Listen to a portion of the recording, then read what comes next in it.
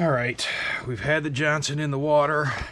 I just want to check the gear oil with those different style O-rings I put in to make sure that we're not getting water in there. I don't know why, but I thought there's a chance we might. Now I tighten this down with the wrench, but it looks like that came out without having to use the wrench. So this is the top gear case screw here. Put that to the side. Oh, you use the wrench in case to tighten. I'll show you when we tighten it. All right, now let's just see. It's such a small gear case. Like in mine on the 40 horse, you can get it down there super easy.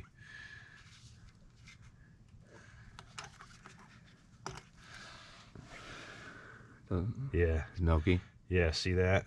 That means water's in there. It does look a little milky. Now let me show you what it will look like just normal. Hang on a second. Oh, it's whatever was the oil that was in that pumper, right? Yeah. Yep.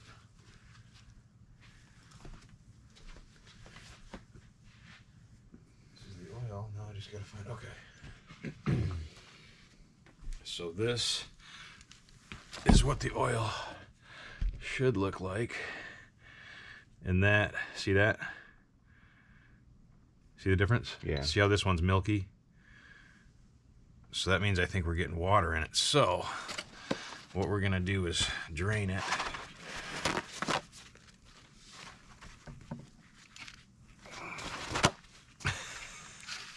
I should have got a bigger piece.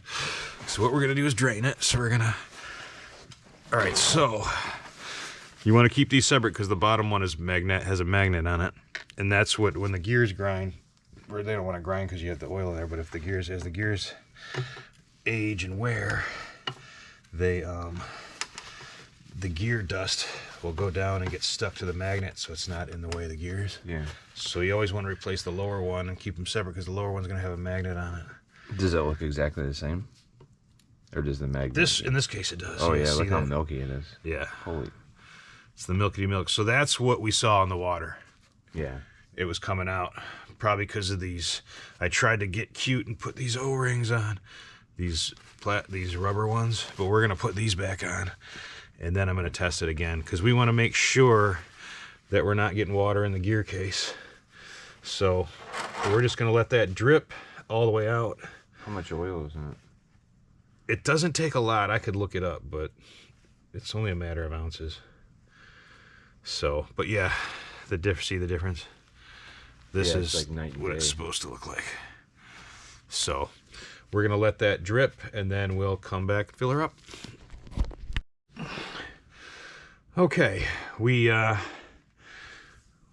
emptied all of the gear oil out of there. I was trying to use a different type of O-ring there, but it wasn't good. I got a little water in there. So I'm going back to the original. Gonna use these plastic washers that go on our screws here. This is the bottom screw. So I'm gonna put that back on because it didn't fill up the recess in the gap there. That might have been my issue. So I'm just gonna get these back on here. Might have to screw these on. Yeah, see, these actually fit pretty snug. I had a pontoon boat where these didn't work, but they were too loose. So see if we can get that on there. And then, of course, we're gonna put our Johnson Evinrude HPF Pro high viscosity, and we're just gonna pump it until we see the oil coming out the top. You want me to put it on the other one? Yeah. Also the other one.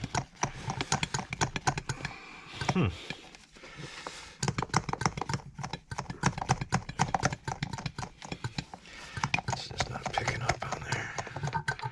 There we go. Okay, see that? Going through. So there's not enough in there? Oh, there's gotta be enough in there. There okay. Now, did you keep those separate? Yeah. Okay, so you got the top one in your hand? Yeah, the bottom one is the one we already changed.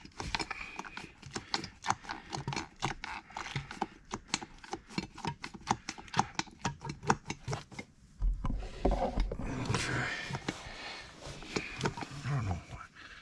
I thought I had a ton left in there. There it is. Ooh, there we go.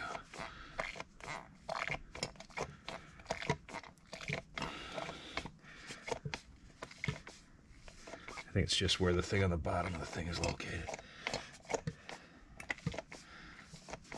There's that O-ring off.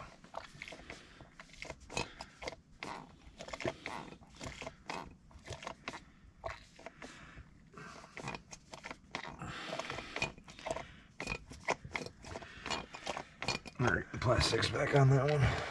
Sweet. We'll just try it with the plastic only. If it's still leaking, then we'll do the plastic plus the rubber O-ring.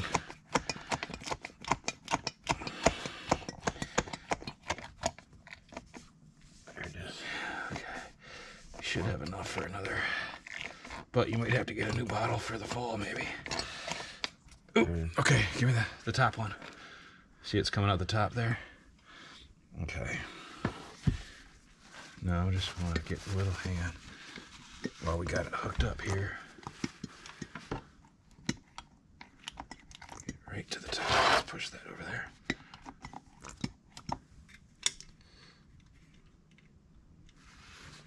All right, you got the screwdriver ready.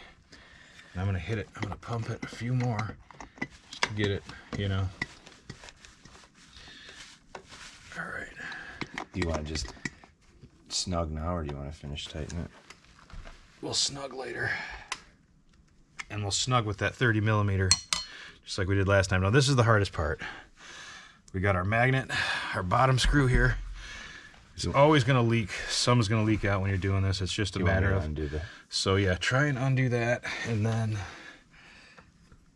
I'm just going to get in there and try and get it as fast as possible. Get ready with that screwdriver too, once you get that off. Here's off. Okay, that wasn't bad. It's less than I did last time. All right, now get that screwdriver on it.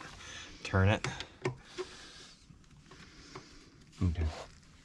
Okay, now this is the trick, because a lot of people will be tempted to hit that with some type of drill or impact driver, and you can really strip the screws, but you want them to be, see how they're not totally in the recess like when I did the rubber O-ring? Yeah. So what you want to do to snug these up is, I got this 30 millimeter wrench, fits nicely into here, perfect. Okay, so what you do to snug up these gear bolts is you put your screwdriver in there. See, without this, I can't get any more. It's you can't completely, get but you want to get it. This will give you the leverage you need. So watch this. You gotta get it up one more. See that? Okay, hang on. There you go. This is how you get it so it doesn't leak. And then a lot of times you need this to get it off too. You want me to wipe it? Yeah. Because you don't want that. That's paper towel that I got caught on there. I don't want to strip it, but I want... Let's see if I can get it any tighter. Okay. Now let's do this one.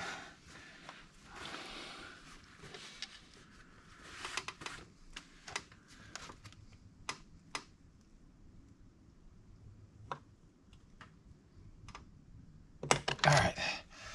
Those are on tight. Yeah. That's how you get them tight. The wrench trick right there. And then we're going to test this out, see if we're still getting water in it. See you on the next. All right, and we've just ran the motor, put it into forward gear, and it doesn't look like we're getting any gear oil in the water. So, looking pretty good.